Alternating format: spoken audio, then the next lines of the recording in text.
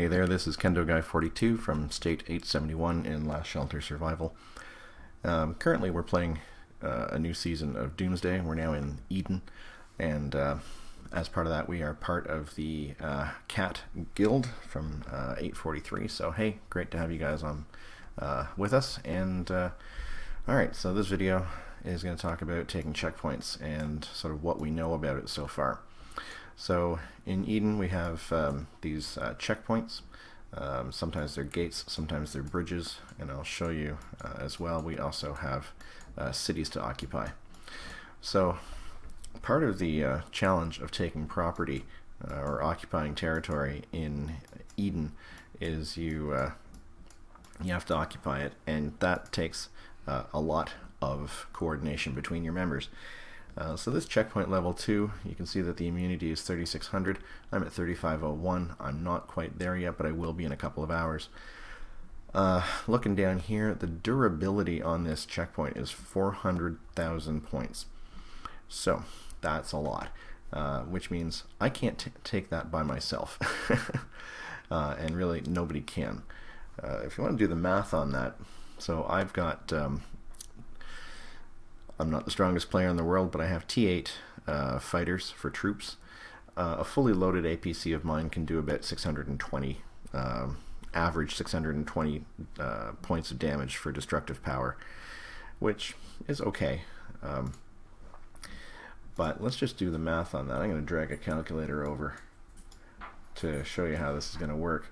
So if I can maintain attacks of 620 power each time, that's 400,000 points divided by 620 points per attack for destructive points that I'm able to do, destructive damage. That's going to need 645 attacks.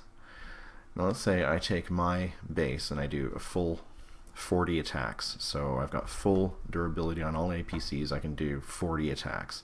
So I divide that by 40, and that brings out 16.12. So essentially we need at least 16 bases to use all of their APC durability for an assault on this checkpoint if we want to take it. Now obviously if we have more than 16 bases, that's good, but again, this is also assuming an average destructive power of 620, which means everyone's got to run fighters.